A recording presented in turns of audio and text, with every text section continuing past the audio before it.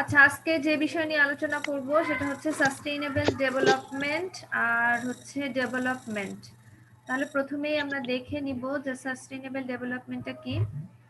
সাধারণত আমরা জানি যে সাস্টেইনেবল ডেভেলপমেন্ট হচ্ছে কোনো সম্পদের এমনভাবে ব্যবহার করা যে বর্তমান যে জনসংখ্যা আছে বা যে সম্পদ আছে সেটা থেকে সর্বোচ্চ ব্যবহার করবে এবং সেটাকে অক্ষুণ্ণ রাখবে যাতে পরবর্তী প্রজন্ম সেখান থেকে সুফল ভোগ করতে পারে, বা আমরা যে পরিমাণে সেখান থেকে ফল ভোগ করছি তারাও যেন সেই সম পরিমাণে সেখান থেকে ফল ভোগ করতে পারে। এখানে দেখো সাস্টেনেবল ডেভেলপমেন্টের মেইন ইস্যু যেগুলো আছে সেগুলো হচ্ছে brought forward in the view of challenges at a scale never seen before। তার মানে এমন একটা আমাদের সামনে মানে সমস্যা থাকবে যেটা আমরা কখনোই দেখিনি। যেমন ধরো বিভিন্ন এই যে করোনার কথাই চিন্তা করো, যে করোনা যে হঠাৎ করে চলে আসবে এটা কিন্তু আমরা কখনো চিন্তা করিনি, হঠাৎ করে কিন্তু সে চলে আসছে এবং এর ফলে আমাদের জীবনযাত্রার যে পরিবর্তন হয়েছে বা আমাদের সার্ভাইভ করার জন্য যে কষ্ট করতে হচ্ছে বা হচ্ছে যেভাবে আমরা আমাদের জীবনযাত্রাকে পরিবর্তন করছি, এটাও কিন্তু এক ধরনের কি আমাদের সাস্টেনেবল ডেভেলপমেন্টের মধ্যে পড়বে। মানে এমন সব চ্যালেঞ্জ আমাদের সামনে আসবে যেটা আমরা কখনোই কিন্তু দেখিনি এবং সেখানেই আমাদেরকে সার্ভাইভ করতে হবে। এরপরে রয়েছে ডেমোগ্রাফিক চ্যালেঞ্জেস, যেখানে হচ্ছে জনসংখ্যা বৃদ্ধি একটা সমস্যা। যেহেতু আমরা জানি যে সারা বিশ্বের জনসংখ্যা কিন্তু বেড়ে যাচ্ছে, সেই তুলনায় কিন্তু আমাদের সম্পদ যেটা আছে সম্পদটা সীমিত এবং সেই সম্পদের উপরে এই যে বৃহৎ জনসংখ্যার যে চাপটা, তার জন্য কিন্তু সম্পদের পরিমাণ আরো কমে যাচ্ছে এবং এর জন্য কিন্তু দেখো খাদ্যের মূল্য কিন্তু বেড়ে যাচ্ছে, সেই তুলনায় খাদ্য পাওয়া যাচ্ছে না, মানুষের কাছে টাকা আছে কিন্তু খাদ্য পাচ্ছে না। এই যে সম্পদের মানে সুষ্ঠু ব্যবহার করা, যে যাতে জনসংখ্যা যতই বাড়ুক সেটা হচ্ছে তাদের জন্য খুব বেশি ইফেক্টিভ হবে না, তার জন্য কিন্তু সাস্টেনেবল ডেভেলপমেন্টটা প্রয়োজন। এবং স্পেশালি দেখো এখানে ডেভেলপিং যে ওয়ার্ল্ড আছে তাদের জন্য এটা বেশি জরুরি। এছাড়া রয়েছে যে রিসোর্স চ্যালেঞ্জেস, রিসোর্সের মধ্যে রয়েছে বিভিন্ন র ম্যাটেরিয়াল রয়েছে, এনার্জি, ফুড। তাহলে র ম্যাটেরিয়ালের মধ্যে কি কি আছে আর এনার্জির মধ্যে কি কি আছে? এনার্জির মধ্যে রয়েছে কয়লা, গ্যাস, তারপরে যে প্রাকৃতিক সম্পদগুলো। এক্সকিউজ মি ম্যাম, আমি একটু কথা বলতে চাই ম্যাম। অ্যাকচুয়ালি কারো হচ্ছে মিউট করা নেই, একটু সবাইকে মিউট করতে বলুন ম্যাম, আচ্ছা, শুনতে সমস্যা হচ্ছে। তোমরা যদি মিউট না করো আমি মিউট করে দিব সবাইকে। জি ম্যাডাম, আপনি জি মিউট ম্যাডাম। করে দেন। ঠিক আছে, আমি সবাইকে মিউট করে দিয়েছি। যদি কারো কথা বলতে হয় আমি লাস্টে হচ্ছে আনমিউট করে দিব, আর প্রশ্ন থাকলে তোমরা লিখে রাখো, লাস্টে হচ্ছে সে প্রশ্নের উত্তর দিব, ঠিক আছে? তাহলে এখানে দেখো র ম্যাটেরিয়াল, এনার্জি এবং ফুড। এখানে এনার্জি বলতে বিভিন্ন ধরনের শক্তি, কয়লা, গ্যাস, প্রাকৃতিক সম্পদ, অন্য অন্য যেগুলো আছে, যার মধ্যে রিনিউয়েবল আছে এবং কিছু কিছু নন রিনিউয়েবল আছে। রিনিউয়েবল যেগুলো তার মানে কি, যেগুলো আবার পুনরায় তৈরি করা যায়, যেমন হচ্ছে সূর্য শক্তি বা হচ্ছে পানি, তাদেরকে কিন্তু রিসাইকেলেবল। কিন্তু কিছু আছে নন রিনিউয়েবল, যেমন কয়লা, তারপরে গ্যাস, এগুলো কিন্তু নিঃশেষ হয়ে যাচ্ছে বা শেষ হয়ে যাচ্ছে এবং তাদেরকে সুষ্ঠু ব্যবহার করাও কিন্তু এই সাস্টেনেবল ডেভেলপমেন্টের একটা হচ্ছে কি ইস্যু। এছাড়া রয়েছে দেখো এনভায়রনমেন্টাল চ্যালেঞ্জ, যে বর্তমান সময়ে কিন্তু এনভায়রনমেন্টটা বা আমাদের চারিপাশে যে পরিবেশটা, যেটা আমরা আমাদের কার্যকলাপের মাধ্যমে দিন দিন খারাপের দিকে নিয়ে যাচ্ছি, সেই পরিবেশটাকে ঠিক রাখা এবং আমাদের যে সার্ভাইভেলের জন্য তাকে হচ্ছে উপযুক্ত পরিবেশ আবার পূর্বের মতো নিয়ে যাওয়া কিন্তু একটা বড় চ্যালেঞ্জ। এরপরে আছে the capacity of this world to sustain it's population is compromised. এরপরে আছে দেখো এখানে সাস্টেনেবল বলতে কি বোঝাইছে। এ পাশে দেখো বাম পাশে একটা ছবি আছে, কিছু হচ্ছে চতুর্ভুজ আছে। এখানে হলুদ থেকে বোঝা যাচ্ছে যে আগের জেনারেশন কিন্তু এসে গেছে এবং আমরা কিন্তু এই বর্তমান জেনারেশন, যে হলুদ যেগুলো আছে এগুলো হচ্ছে আমাদের জেনারেশন এবং লালগুলো দিয়ে বোঝাচ্ছে যে আমাদের পরবর্তী যে জেনারেশন, এবং এভাবে কিন্তু জেনারেশন চলতে থাকবে। এখন দেখো সাস্টেনেবল ডান পাশে আছে the process or the activity can be maintain without exertion or collapse. তার মানে সম্পূর্ণ নিঃশেষ করা যাবে না বা কোনো সম্পদকে সম্পূর্ণ ধ্বংস করা যাবে না। সম্পদকে এমনভাবে ব্যবহার করতে হবে যাতে সম্পদটা আমাদের আগের প্রজন্ম যে পরিমাণে পেয়েছে আমরাও যেন সেরকম পাই, আমাদের ভবিষ্যৎ প্রজন্ম যেন কিছু পায়। ধরো এরকম তোমরা তো এটা দেখে থাকবে যে আমাদের যেসব জায়গা জমি আছে আমরা যেটা উত্তরাধিকার সূত্রে পাই, দেখা যায় যে আমার দাদা তার বাবার কাছ থেকে পেয়েছে, আমার বাবা আমার দাদার কাছ থেকে পেয়েছে, আমি আমার বাবার কাছ থেকে পাবো, আবার আমার পরবর্তী প্রজন্ম কিন্তু আমার কাছ থেকে পাবে। কিন্তু অনেক সময় এরকম হয় যে আমার খুব প্রয়োজন বা আমার অন্য কোনো কারণে আমি সব বিক্রি করে দিলাম বা হচ্ছে কাউকে দান করে দিলাম, তাহলে কিন্তু আমার ভবিষ্যৎ প্রজন্ম কিন্তু আমার কাছ থেকে কোনো ধরনের জমি বা কোনো ধরনের সম্পদ কিন্তু সে পাবে না। কিন্তু আমি যদি সেটা বিক্রি না করি বা আমি যদি সেটাকে রেখে দিই আমার ভবিষ্যৎ প্রজন্মের জন্য, যে তাদের কথা চিন্তা করে যে না শুধু আমি সব ব্যবহার করে শেষ করে রেখে গেলাম, আমার ভবিষ্যৎ যারা আছে তারা সেখান থেকে কোনো বেনিফিট পাক বা তাদের যখন প্রয়োজন হয় তারা সেই জমি থেকে কোনো কিছু পাক, তাহলে রেখে গেলে কি হবে সেখান থেকে তারা কিন্তু সুফল ভোগ করবে। তাহলে সাস্টেনেবল সেটাই যে ভবিষ্যতের কথা চিন্তা করা, ভবিষ্যতের কথা চিন্তা করে বর্তমানে জিনিসটাকে সম্পূর্ণ নষ্ট না করে কিছু অংশ হচ্ছে রেখে দেওয়া। এরপরে দেখো capacity of a system to accommodate changes, যার মধ্যে হচ্ছে rate of uses renewable resources should be exceed their rates or regeneration.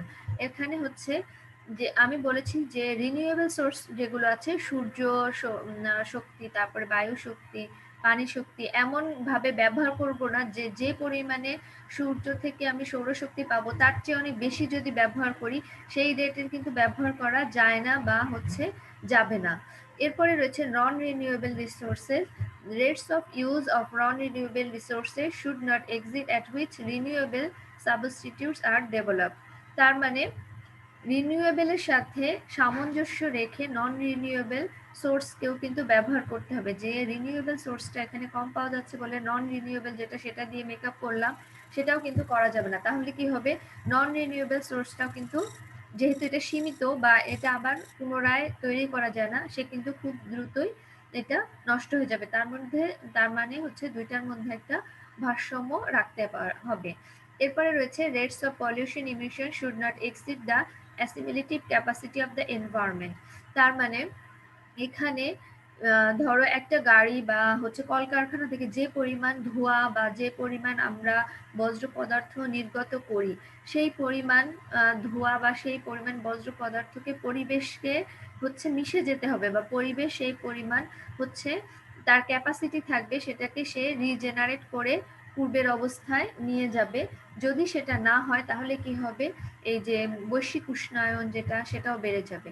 আমাদের আগে আমরা কিন্তু এত দেখিনি যে পরিবেশ এত গরম হয়ে গেছে বা পরিবেশ এত হচ্ছে ডিস্ট্রয় হয়েছে। বর্তমান সময় কিন্তু এই কলকারখানার জন্য বা হচ্ছে বজ্র পদার্থ সঠিকভাবে এগুলোর হচ্ছে পয়ঃনিষ্কাশন প্রণালীটা ঠিক নাই বা ম্যানেজমেন্টটা ঠিক নাই বলে কিন্তু এদের পরিমাণ বেড়ে গেছে এবং আমাদের পরিবেশের যে পরিমাণ ধারণ ক্ষমতা বা পরিবেশ যে পরিমাণে রিনিউ করতে পারে সে পরিমাণে কিন্তু রিনিউ করতে পারছে না। তোমরা নিজেদের কথাই চিন্তা করো, ধরো আমি যখন ভাত খাই বা আমি যখন কোনো খাবার খাবো তখন কি হবে, আমি একটা নির্দিষ্ট পরিমাণে খাবারই কিন্তু খেতে পারবো। সেই খাবার খেলেই সেটাই কিন্তু আমাদের শারীরবৃত্তীয় যে কার্যকলাপ সেটাকে ঠিকঠাক চলবে। কিন্তু আমি যদি অতিরিক্ত খাই কখনো, তখন কি হবে যে আমার বিভিন্ন শারীরিক কষ্ট হবে বা হচ্ছে সেটা অনেক সময় সহ্য করা যাবে না। তখন কি হবে, ডাইজেশন প্রবলেম হলে সেক্ষেত্রে অনেক ধরনের সমস্যা হতে পারে, ডায়রিয়া হতে পারে, ডিসেন্ট্রি হতে পারে, তারপরে হচ্ছে আরো অনেক প্রবলেম হতে পারে। এবং এই পরিবেশের ক্ষেত্রেও কিন্তু একই রকম, পরিবেশ একটা নির্দিষ্ট মাত্রার হচ্ছে পলিউশনকে সে অ্যাকসেপ্ট করতে পারে এবং সে রিনিউ করতে পারে বা সেটাকে মানে পরিবেশের কোনো ক্ষতি না করে দিয়েই সে হচ্ছে পূর্বের অবস্থায় নিতে পারে। কিন্তু অতিরিক্ত যখন হয়ে যাবে তখন সে কিন্তু আর সেটাকে নিতে পারবে না এবং সেটা হচ্ছে দূষণের একটা কারণ হবে।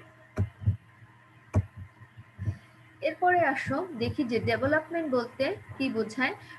পরীক্ষায় প্রশ্নটা কিন্তু আসে উন্নয়ন এবং হচ্ছে সাস্টেইনেবল, এই দুটার মধ্যে পার্থক্য কি আছে, বা হচ্ছে উন্নয়ন বলতে কি বোঝাও, 1 মার্কসের কোশ্চেন কিন্তু এটা আসে। তাহলে দেখো ডেভেলপমেন্ট হচ্ছে is about people not necessarily the economy. Development is a process, যেটা হচ্ছে যে জনসংখ্যা, সেই জনসংখ্যার যে বৃদ্ধি এবং জনসংখ্যা যে আমাদের যে জনসংখ্যা যে হারে বাড়ছে তাদের একটা পজিটিভ ইফেক্ট নিয়ে আসবে, যে সেই ইফেক্ট গুলো কি দেখো, create an enabling environment for people often forgotten in the immediate concern with the accumulation of commodities and wealth. তার মানে যে জনসংখ্যা যদি বাড়ে তাদের রাখার জন্য বা তাদের বসবাসের জন্য একটা সুষ্ঠু সুন্দর পরিবেশ থাকবে, যেখানে তাদের কোনো সম্পদ বা হচ্ছে খাদ্যের চিন্তা থাকবে না। বৃদ্ধিটা হচ্ছে স্বাভাবিকভাবেই চলে আসবে। আগে যে বৃদ্ধিটা ছিল সেই বৃদ্ধির সাথে জনসংখ্যা বৃদ্ধির একটা সামঞ্জস্য থাকবে এবং জনসংখ্যা বৃদ্ধির ফলে যে সমস্যার সম্মুখীন হব সেটা হব না। তাহলে যদি সেরকম বৃদ্ধি হয় তাহলে কিন্তু সেটাকেই বলবে ডেভেলপমেন্ট। তোমরা এটা চিন্তা করো যে বর্তমান সময়ে যে রাস্তাঘাট কলকারখানা এগুলো কিন্তু অনেক বেশি প্রতিষ্ঠিত হচ্ছে। এটা যখন আমরা ছোট ছিলাম বা তখন আমাদের যে বাবা মারা ছিল তাদের জন্য কিন্তু যে রাস্তাঘাট বা হচ্ছে যে যাতায়াত ব্যবস্থা ছিল সেটাই কিন্তু তাদের জন্য সাফিসিয়েন্ট ছিল, এবং আমাদের এই প্রজন্মের জন্য কিন্তু এটা বর্তমান যে গ্রোথটা হচ্ছে সেটাও কিন্তু আমাদের জন্য সমস্যা হচ্ছে না, এবং এই বৃদ্ধিটা কিন্তু বাড়ছে যাতে ভবিষ্যৎ প্রজন্ম সেখান থেকে আরো সুফল লাভ করতে পারে। দেখো আরো নতুন নতুন কলকারখানা, ব্রিজ, তারপরে হচ্ছে ওভারব্রিজ এগুলো হচ্ছে যাতে অতিরিক্ত জনসংখ্যা সেখানে খুব সহজেই সেখান থেকে সুবিধা ভোগ করতে পারে। যদি রাস্তাঘাট আগের মতোই থাকতো তাহলে কি হতো, যে জনসংখ্যা বেশি কিন্তু রাস্তাঘাট কম, সেক্ষেত্রে অনেক বেশি যানজট হতো বা হচ্ছে সেখানে চলাচল করা যেত না, খাদ্যদ্রব্য পরিবহনের সমস্যা হতো। কিন্তু যাতায়াত ব্যবস্থার উন্নয়নের সাথে সাথে জনসংখ্যা বৃদ্ধির একটা সামঞ্জস্য এসেছে। এছাড়া নতুন নতুন কলকারখানা হচ্ছে, সেখানে হচ্ছে খাদ্যদ্রব্য তৈরি হচ্ছে, যেটা হচ্ছে বৃদ্ধিপ্রাপ্ত জনসংখ্যার সাথে একটা ব্যালেন্স তৈরি করছে। এবং এর লাস্টে আছে finding ways to satisfy and improve human needs. তার মানে মোট কথা হচ্ছে এমন একটা বৃদ্ধি হবে যেটা যে জনসংখ্যা থাকবে তাদের প্রয়োজনীয় সমস্ত অভাব যেটা হচ্ছে পূরণ করতে পারবে, এবং তাদের অভাব পূরণের জন্য যে প্রয়োজনীয় ব্যবস্থাগুলো সেই ব্যবস্থাগুলোকেও তারা হচ্ছে ফিল আপ করবে।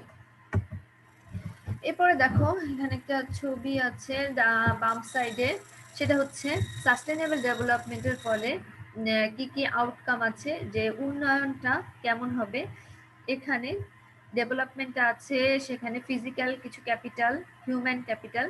ফিজিক্যাল ক্যাপিটাল বলতে এখানে টাকা পয়সা বুঝিয়েছে, এবং হিউম্যান ক্যাপিটাল বলতে হচ্ছে জনসংখ্যা বা শ্রম শক্তি যেটা সেটাকে বুঝিয়েছে। এবং এখানে আছে হেলথ, এডুকেশন এবং কোয়ালিটি অফ লাইফ, এবং এই পাশে আছে আমাদের সাম্য, তারপরে হচ্ছে আমার যে অধিকার এবং হচ্ছে আইনের শাসন এগুলো থাকবে, এবং এমপ্লয়মেন্ট এবং অতিরিক্ত হচ্ছে ব্যবহারের পরেও কিছু থেকে যাবে।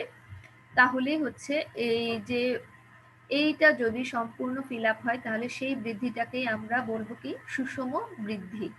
এবং এখানে দেখো কিছু কন্ডিশন আছে, যে appropriate social, political, legal and economic condition থাকতে হবে, এবং আউটকামে কি হবে, ফিজিক্যাল অ্যান্ড হিউম্যান ক্যাপিটালের উন্নয়ন হবে। হিউম্যান ক্যাপিটাল এখানে কি কি বলেছে, যে হেলথ এবং হচ্ছে নলেজ, তারপরে ইমপ্রুভ অপরচুনিটি ফর পিপল, এবং হচ্ছে যে ওয়ার্ক অ্যান্ড লেজার কন্ডিশনও তাদের ইমপ্রুভ হবে। তার মানে শ্রমশক্তির ক্ষেত্রে এখানে আমাদের স্বাস্থ্য, শিক্ষা, তারপরে আমাদের যে বেসিক যে রাইটগুলো, যে সবার অধিকার আছে চাকরির ক্ষেত্রে, বা সবার অধিকার আছে চিকিৎসা পাওয়ার, সবার অধিকার আছে খাদ্য পাওয়ার, সবার অধিকার আছে হচ্ছে তার হচ্ছে রিক্রিয়েশনের বা বিভিন্ন জায়গায় ঘোরার, সেই সুবিধাগুলো সবাই পাবে।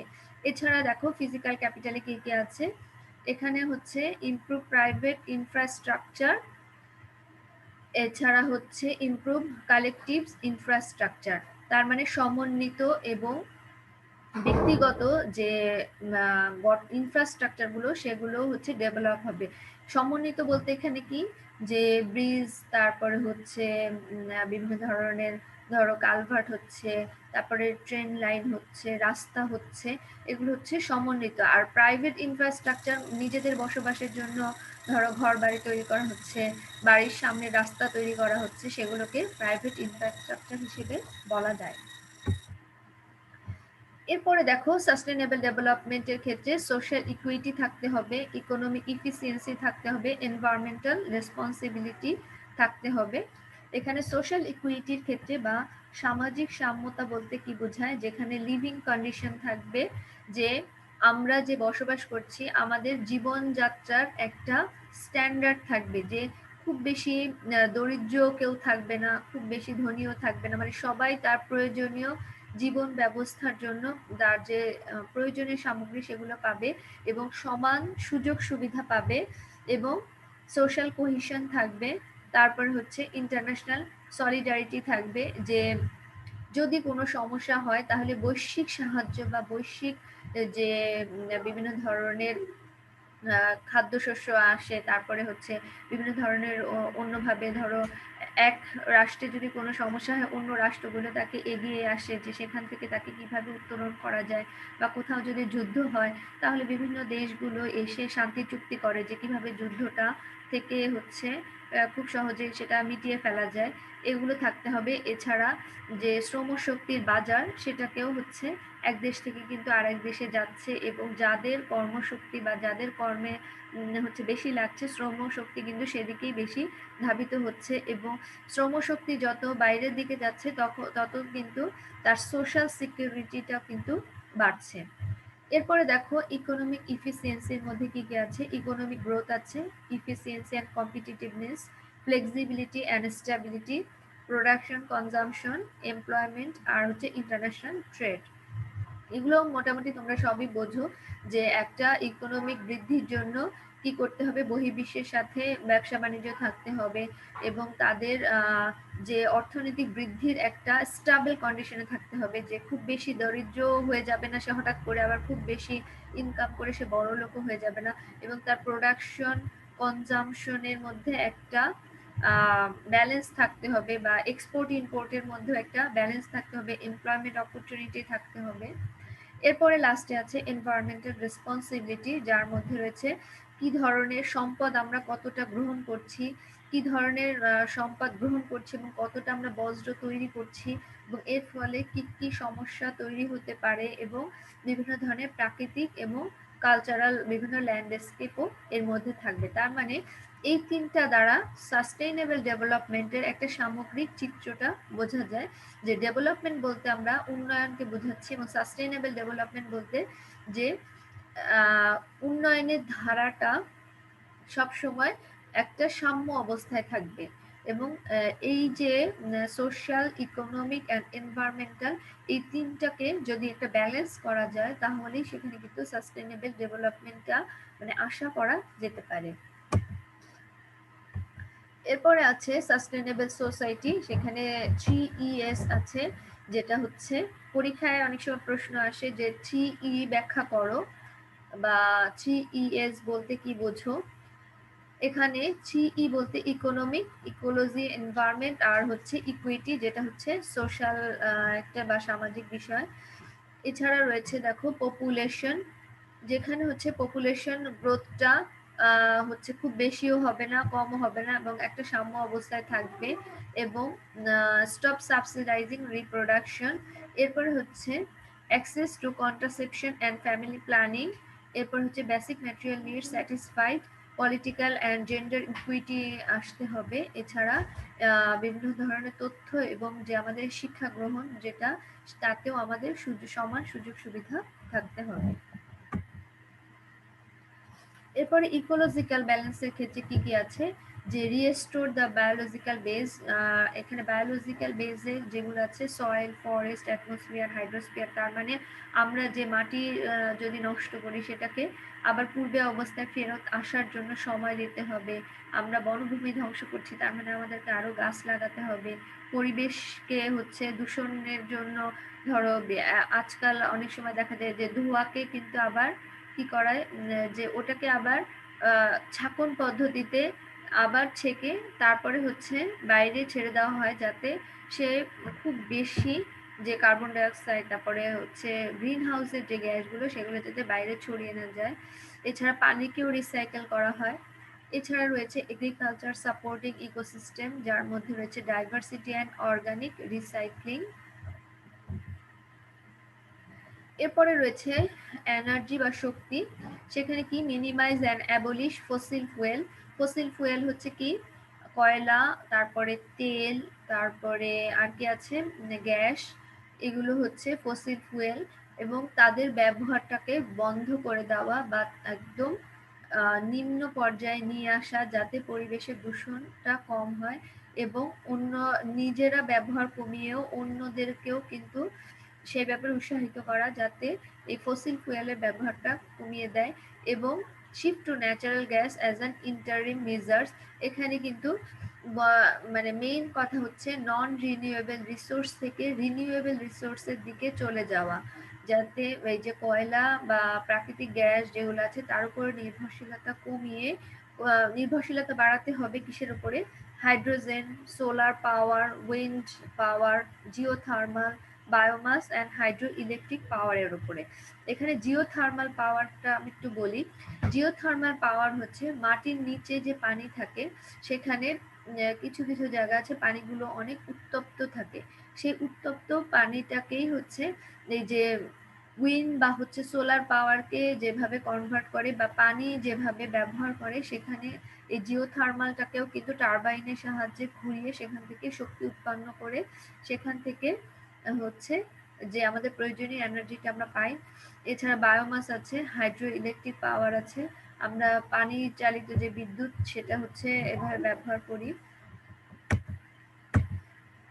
এরপরে দেখো ইকোনমি। ইকোনমির ক্ষেত্রে আছে promotion of efficiency and recycling. এছাড়া রয়েছে source materials mainly recycle material, reduce waste in production, packaging and distribution, economy like an ecosystem, dematerialisation of the economy. Main কথা হচ্ছে এখানে সম্পদের কি প্রোডাকশন এবং তার প্যাকেজিং এবং সেটা যে বন্টন তার মধ্যে এমনভাবে করতে হবে যাতে ওয়েস্ট প্রোডাক্টটা হচ্ছে বেশি উৎপন্ন না হয়, এবং ম্যাটেরিয়ালকে রিসাইকেল করে ব্যবহার করতে হবে। বেশিরভাগ ক্ষেত্রেই দেখা যায় যে প্লাস্টিক, কাঁচ, তারপরে হচ্ছে বিভিন্ন ধরনের ধাতব পদার্থ কিন্তু রিসাইকেল করে বর্তমানে ব্যবহার করা হয়, এবং যত রিসাইকেল করা হবে তত কিন্তু কি হবে, ওয়েস্টের পরিমাণটা কমে যাবে। এবং এই রিসাইকেল লেভেল ম্যাটেরিয়ালগুলো যাতে অধিক ব্যবহার করা যায় সেই জন্য কি করতে হবে, অন্যকে জানাতে হবে বা উৎসাহিত করতে হবে। এরপরে দেখো স্পেটিয়াল ফর্মস আছে, যেখানে হচ্ছে রেশনাল ইউজ অফ স্পেস, যে market force, dense and compact cities. এরপর হচ্ছে multi family dwellings, alternative transportation modes. এখানে অল্টারনেটিভ ট্রান্সপোর্টেশনের ক্ষেত্রে বলছে সাইক্লিং, ওয়াকিং আর হচ্ছে মাস ট্রানজিট। তার মানে এখানে কি হচ্ছে যে শহর কেন্দ্রিক যে জনসংখ্যা গড়ে ওঠে, যেমন ধরো ঢাকা সিটি বা বরিশাল বা হচ্ছে চিটাগাং, এই যে শহরগুলোতে কিন্তু সব মানুষ চাকরি বাকরি বা বিভিন্ন কাজের জন্য কিন্তু এইসব জায়গায় বেশি ভিড় করে। কারণ কি, সমস্ত চাকরির জন্য ঢাকায় আসতে হয়, সচিবালয় বা অন্যান্য যে কোনো কাজে কিন্তু মানুষকে ঢাকায় বেশি আসতে হয়, ডাক্তার দেখাতে আসতে হয়, সমস্ত সুযোগ সুবিধা শহর কেন্দ্রিক হয়ে যাচ্ছে। এই জন্য কিন্তু মানুষ গ্রাম ছেড়ে শহরে আসছে। কিন্তু যদি এটা সুষম বন্টন হতো, যে সব শুধুমাত্র ঢাকা সিটিতেই না, ঢাকা ছাড়া অন্য অন্য জায়গায়ও এই যে বিভিন্ন কলকারখানা, তারপরে হচ্ছে সরকারের বিভিন্ন যে প্রতিষ্ঠানগুলো যে যদি থাকতো, তাহলে কিন্তু মানুষের একটা দিকে বা কেন্দ্রমুখী যে ছোটার প্রবণতা সেটা কিন্তু কমে যেত। তাহলে মানুষ দেখা যেত কাজের জন্য শুধু ঢাকা আসছে না, সে কিন্তু চিটাগাংও যাচ্ছে অথবা খুলনায় বা বরিশালেও যাচ্ছে। ঠিক আছে, এরপরে হচ্ছে যে শুধুমাত্র বাস বা যেগুলো দূষণ ঘটায় বেশি, বাস, তারপরে হচ্ছে ট্রাম, তারপরে হচ্ছে ট্রেন, এগুলোর উপরে নির্ভর না করে অল্প দূরত্ব অতিক্রমের জন্য আমরা হাঁটতে পারি, অথবা হচ্ছে সাইকেল ব্যবহার করা যেতে পারে, অথবা প্রাইভেট কার ব্যবহার না করে সেক্ষেত্রে কি করতে, গণপরিবহন যদি ব্যবহার করি তাহলেও কিন্তু দূষণের পরিমাণ অনেক কমবে। কারণ প্রত্যেকের যদি আলাদা আলাদা গাড়ি থাকে তাহলে আলাদা আলাদা হচ্ছে সে হচ্ছে নিয়ে বের হবে, এর জন্য জ্যাম সৃষ্টি হবে, এছাড়া দূষণ বাড়বে, তারপরে তেল বা গ্যাসের পরিমাণও বেশি লাগবে। কিন্তু যদি পাবলিক ট্রান্সপোর্ট গুলো ব্যবহার করা হয় তাহলে কিন্তু এই সমস্যাগুলো সমাধান হবে। এখানে দেখো একটা ছবি আছে এনার্জি অ্যান্ড ডেনসিটি, যেখানে বিভিন্ন দেশের United state, Australia, Canada, Europe, Asia, Tokyo, তারপরে হচ্ছে সিডনি, লন্ডন, এদের হচ্ছে পপুলেশন ডেনসিটি দেখানো হয়েছে নিচে, আর হচ্ছে ভার্টিক্যালি দেখানো হয়েছে এনার্জি কনজাম্পশন, কতটা এনার্জি কনজাম করে সেই পরিমাণটাও দেখানো হয়েছে।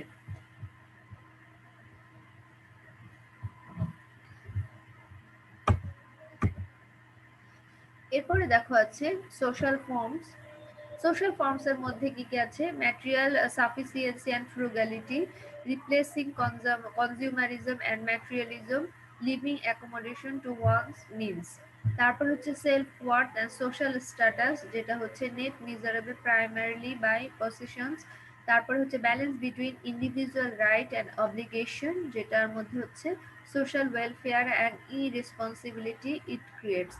তার মানে হচ্ছে আমাদের যে বস্তু কেন্দ্রিক যে আমাদের যে ধারণা, সেই বা আমাদের যে কোনো কিছু কিনে অন্যকে দেখানো যে আমার কাছে সম্পদ বেশি আছে, বা হচ্ছে আমরা একটা মানুষকে ধনী হিসাব করি সেই অর্থেই যার কাছে কি কোনো সম্পদ বেশি আছে বা যার কাছে কোনো পণ্য বেশি আছে, এই ধারণা থেকে বের হয়ে আসা। এছাড়া সম্পদের যাতে সমান ব্যবহার হয় এবং সোশ্যাল স্ট্যাটাসটা যাতে মেনটেন হয় সেটা হচ্ছে, এবং সবার যাতে পার্সোনাল রাইট যেটা আছে সেটা যাতে তার মধ্যে একটা ব্যালেন্স থাকে, সেটাও এখানে আসবে। এরপরে দেখো গভর্নেন্স আছে। গভর্নেন্সের মধ্যে হচ্ছে less government and more individual initiative, মানে আমরা কোনো কিছু একটা করার আগে চিন্তা করি যে থাক আমার করার দরকার নাই, এটা সরকার থেকেই করবে, সেই চিন্তাটা না করে সবাইকে পার্সোনাল ইনিশিয়েটিভ নিতে হবে যে না, সরকার করার আগে আমি চেষ্টা করি যে বাসার সামনে যদি কোনো রাস্তা নষ্ট হয়ে যায়, যে ঠিক আছে এটা সরকার করার আগে নিজেরাই সমন্বিত উদ্যোগ এটা করা যায় কিনা, বা কোনো একটা খাল বা নদী, খালের উপরে ধরো পুল বা সাঁকো তৈরি করতে হবে, সরকার করার আগে সেটা হচ্ছে নিজেরা সমন্বিত উদ্যোগ নিয়ে করা যায় কিনা, বা কোনো একটা রাস্তা তৈরি হয়েছে সেই রাস্তাটাকে রক্ষণাবেক্ষণ করাও কিন্তু সেটাও একটা মানে নিজ দায়িত্বে কিন্তু সেটা করতে হবে। এছাড়া রয়েছে গ্লোবাল গভর্নেন্স, রিজিওনাল অটোনমি, এছাড়া হচ্ছে অ্যাভার সোশ্যালিজম অ্যান্ড ফ্যাসিজম। এখানে দেখো গ্লোবাল সাস্টেইনেবিলিটির মধ্যে কি কি রয়েছে? Sustain economic growth, maximise profit, expand market, externalise cost, যেটা হচ্ছে ইকোনমিক ডেভেলপমেন্ট হবে, সোশ্যাল ডেভেলপমেন্ট অ্যান্ড হচ্ছে ইকোলজিক্যাল ডেভেলপমেন্ট হবে, এবং কিছু কনজারভেশনিজম আছে যেখানে হচ্ছে সোশ্যালিজম। এখানে দেখো satisfy needs, increase self reliance, আর ডান সাইডে আছে respect carrying capacity, conserve and recycle resource, আর হচ্ছে রিডিউস ওয়েস্ট। আর এখানে হচ্ছে ইকোলজিজম।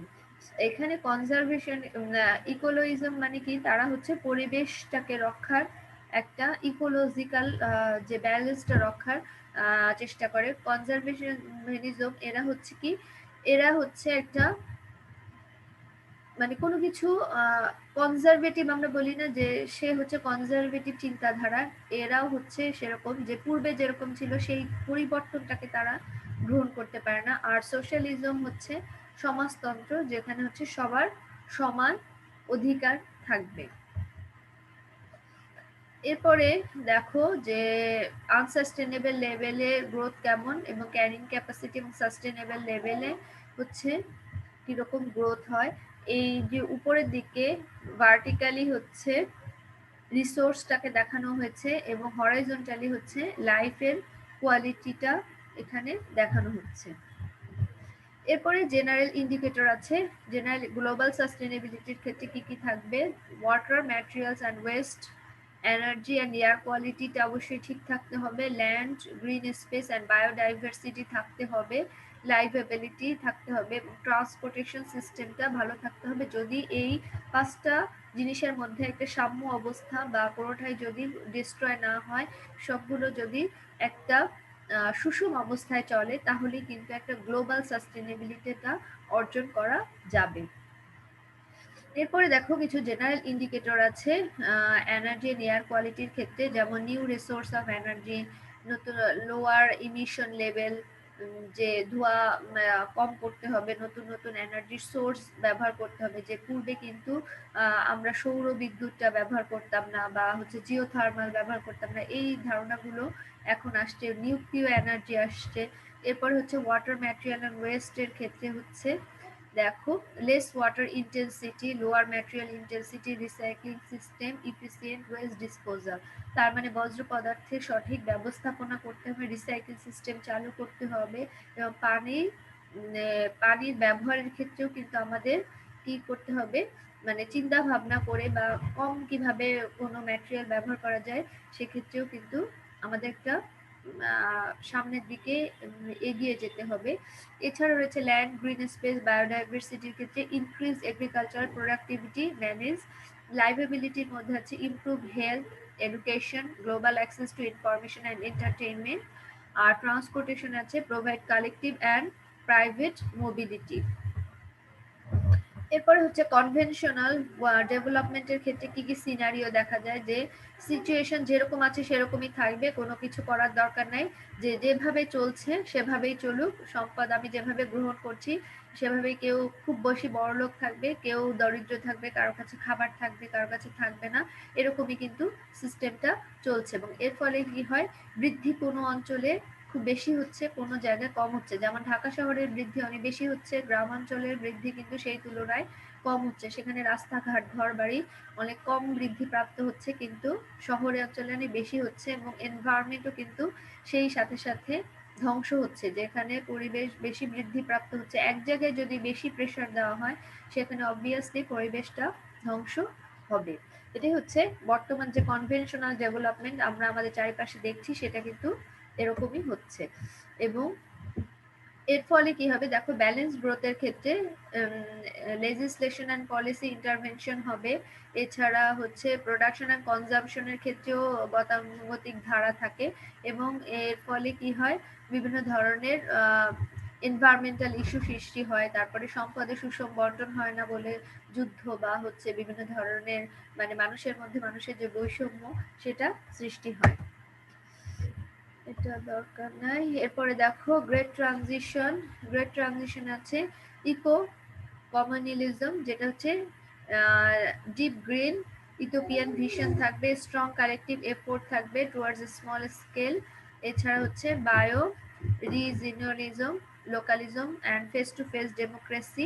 এছাড়া এর ফলে কি হবে, পপুলেশন অ্যান্ড ইকোনমিক স্কেলে যে গ্রোথটা হবে সেটা কমে যাবে, এনভায়রনমেন্টাল কন্ডিশনটাও বাড়বে এবং সোশ্যালিজম বা কমিউনিজম এই ধারণাটা থাকবে কি থাকবে না সেটা নিয়ে হচ্ছে চিন্তা এখনো ওই সময় কি অবস্থা থাকবে সেটা বলা যাবে। তার মানে কনভেনশনাল থেকে বের হয়ে যদি আমরা এই যে সাস্টেনেবলের দিকে যাই, তাহলে কি হবে, আমাদের পরিবেশের উন্নয়ন হবে এবং তার সাথে সাথে যে ডেভেলপমেন্ট সেটাও কিন্তু হবে, সম্পদের সুষম বন্টন হবে এবং মানুষের যে শিক্ষা বা তথ্য গ্রহণের যে অধিকার সেটা হচ্ছে পূরণ হবে। এবং এখানে দেখো নিউ সাস্টেনেবিলিটির ক্ষেত্রে change the industrial civilization, sustainability হবে গ্লোবাল লেভেলে। এছাড়া হচ্ছে লোকালিজমে গ্লোবালের ক্ষেত্রে এখানে কোনো একটা জায়গায় না হয়ে লোকালি যে গ্রোথটা সেটাও কিন্তু হতে থাকবে। তারপরে এর ফলে কি কি হবে দেখো, যে এনভায়রনমেন্টের যে কোয়ালিটি সেটা ইমপ্রুভ হবে এবং সম্পদের সুষম বন্টন হবে এবং মানুষের ব্যবহার বা টেকনোলজিক্যাল ইমপ্রুভ হওয়ার সাথে সাথে মানুষের যে ব্যবহার চেঞ্জ সেটাও কিন্তু পাওয়া যাবে। আচ্ছা, তাহলে এই পর্যন্তই। তোমাদের কোনো প্রশ্ন যদি থাকে তাহলে প্রশ্ন করতে পারো। ম্যাডাম আসসালামু আলাইকুম। হ্যাঁ, ম্যাডাম কথা হচ্ছে যে এই যে শীটগুলো আলোচনা হলো, তো এইগুলোর মধ্যে থেকে যে লেকচার শীট বা কোনো কিছু কি প্রোভাইড করা হবে এখান থেকে, বা কেন? আমি তো এগুলো কি আমাদের বই প্রত্যেক দিনের ক্লাস তো আমি হচ্ছে প্রত্যেক দিনে দিয়েই দেই। তোমরা হচ্ছে গ্রুপে দেখে নিও। আর শীট তো আমি একদম ক্লাসের প্রথমেই, মানে যখন কলেজ খোলা ছিল তখন তোমাদের মধ্যে কেউ কেউ এসেছিল, আমি তো শীট সব দিয়ে দিয়েছি, তখনই দিয়ে দিয়েছি। জি ম্যাম, আমি কলেজে তো যাইনি, তো এই কারণে প্রশ্নটা করলাম আসলে। আচ্ছা, তোমরা হচ্ছে একটু দেখে নিও। আর এখান থেকে কি কি কোশ্চেন হবে আমি কিন্তু যখন পড়াচ্ছিলাম তখন কিন্তু আমি একটু একটু করে বলে দিচ্ছিলাম যে ডেভেলপমেন্ট আসতে পারে, সাস্টেনেবল ডেভেলপমেন্ট কি সেটা আসতে পারে, সম্পদের সুষম বন্টন কিভাবে করতে হবে, পরিবেশের উপরে কি কি ইফেক্ট পড়বে, এই প্রশ্নগুলো এখান থেকে হচ্ছে আসতে পারে। তারপরে উন্নয়ন এবং হচ্ছে সাস্টেনেবল ডেভেলপমেন্ট এই দুটার মধ্যে পার্থক্য আসতে পারে। আর প্রশ্ন হচ্ছে আরো কিছু আছে, তোমরা একটু বিগত বছরের কোশ্চেনটাও একটু দেখো আর যে নোটগুলো দিয়েছে ওগুলো একটু দেখো। আর আমি তো প্রত্যেক দিনের ক্লাস আপলোড করে দিই, সেখান থেকেও দেখে তোমরা হচ্ছে নিজেরা নোট করে নিও, ঠিক আছে? ঠিক আছে ম্যাম। ঠিক আছে, আজকে তাহলে এই পর্যন্তই। সবাই ভালো থেকো।